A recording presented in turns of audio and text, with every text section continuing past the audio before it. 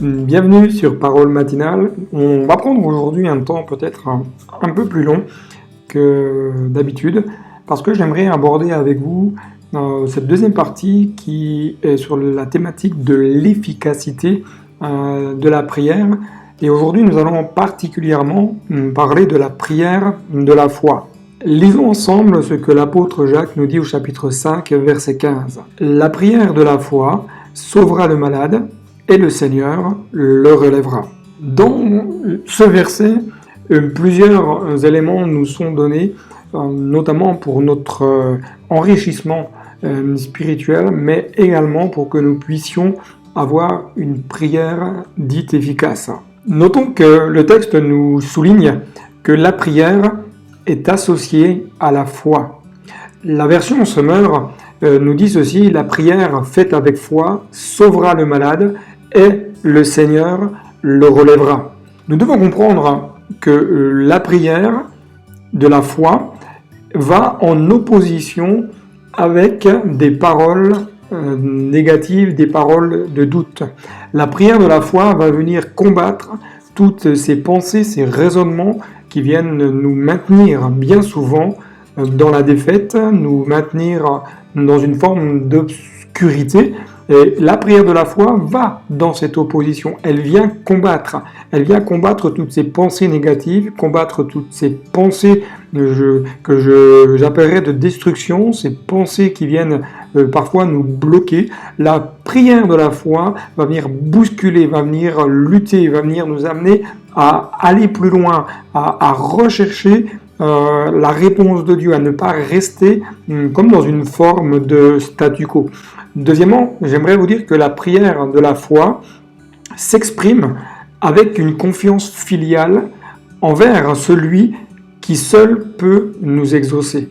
En effet, parce que la prière de la foi, elle s'adresse, elle s'élève vers Dieu avec cette confiance filiale, cette confiance en un Dieu qui est puissant.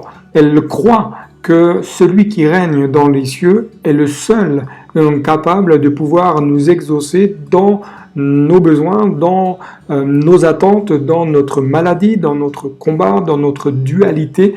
Celui qui est dans les cieux est le seul qui soit capable d'intervenir d'une manière souveraine, miraculeuse, à un instant donné. Et lorsque je prie avec foi, lorsque je prie avec cette confiance qu'il entend ma prière et qu'il est fidèle à sa parole pour m'exaucer, alors l'extraordinaire peut se produire dans notre existence.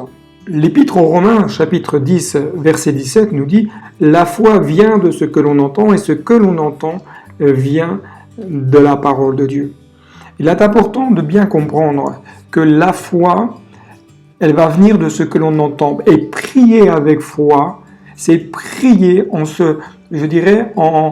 s'étant au préalable nourri de la parole de Dieu. Pourquoi? Parce que la prière de la foi va venir s'appuyer davantage sur la parole, sur les promesses. Et c'est pour cela que la prière de la foi est fondée et doit être fondée sur la puissance de la parole de Dieu. La parole de Dieu nous enseigne ici que tout ce que nous entendons vient nourrir notre foi.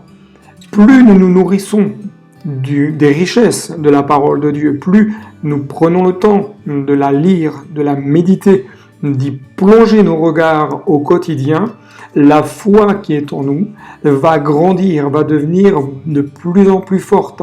Et c'est pour cela que lorsque on se nourrit de cette parole vivante et efficace, notre prière va devenir une arme puissante, elle va devenir une arme de conquérant, parce qu'elle est fondée, parce qu'elle s'appuie sur la parole de Dieu. Et nous savons tous que Dieu n'est pas un homme pour mentir et qu'il est fidèle à sa parole pour nous exaucer lorsque nous plaçons en lui toute notre confiance, lorsque nous désirons ardemment le voir agir, lorsque nous soupirons après lui, lorsque nous nous attendons à lui, Dieu répond parce qu'il est fidèle à sa parole.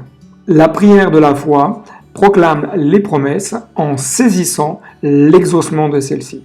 La prière de la foi, elle va proclamer les promesses de la parole de Dieu. Elle va proclamer ce que Dieu nous a laissé.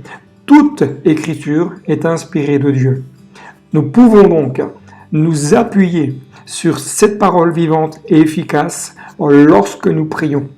Et lorsque nous prions, il ne s'agit pas de déclarer des promesses, des vérités bibliques comme étant, je dirais, des formules magiques ou des pensées positives. C'est simplement déclarer dans le monde spirituel ce que Dieu a attesté de toute éternité.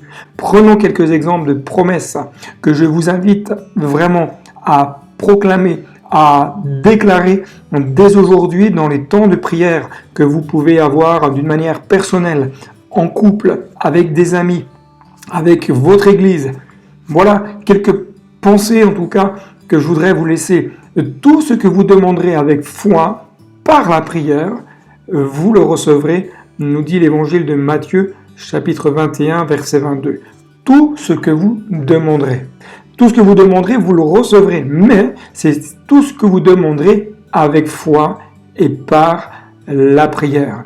Lorsque vous demandez des choses à Dieu, que ce soit la guérison, que ce soit une délivrance, que ce soit une réponse à une prière, que ce soit une direction, demandez-le avec foi par la prière. Commencez à dire à Dieu, je te remercie parce que je sais que tu entends et que tu m'exauces. Et je te demande d'agir dans telle situation parce que tu as dit dans ta parole. Demandez et vous recevrez. Proclamez-le. Saisissez cette promesse. Une autre promesse qui nous dit, si tu crois, tu verras la gloire de Dieu. On connaît très bien ce texte de l'évangile de Jean, chapitre 11, verset 40. Si tu crois, tu verras la gloire de Dieu. Donc, par adéquation, lorsque le doute s'installe, nous sommes quelque part bloqués et cela nous empêche de voir la gloire de Dieu se manifester. Activez votre foi, saisissez simplement ces promesses dans votre vie et dans votre existence. Une autre promesse qui dit « Demandez et vous recevrez » afin que votre joie soit parfaite dans l'évangile de Jean chapitre 16 verset 24. Votre joie qui est appelée à être parfaite est dépendante de demander à Dieu.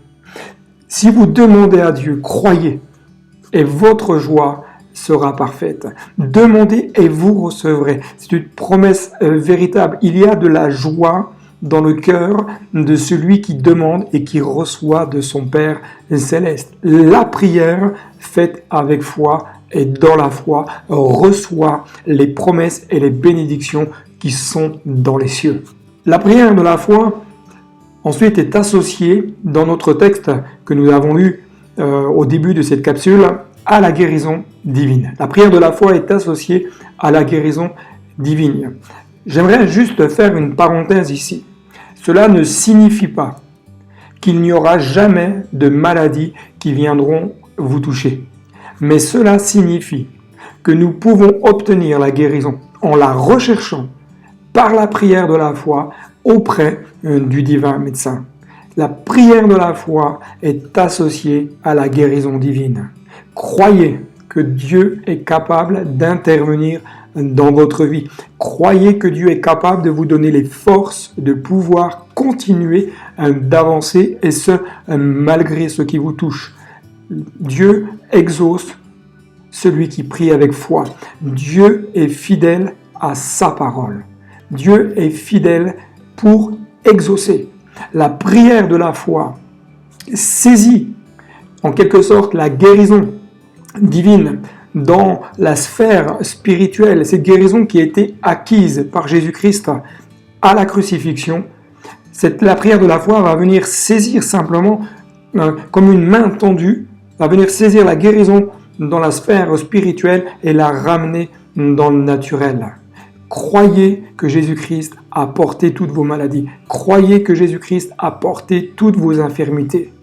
La parole de Dieu dit que c'est par ses meurtrissures que nous avons été guéris. Cette guérison, elle a déjà été acquise. Maintenant, il nous appartient à tout à chacun de venir auprès de Dieu et de rechercher cette guérison parce que je crois que Dieu veut encore se manifester aujourd'hui. La prière de la foi sauvera le malade et le Seigneur le relèvera.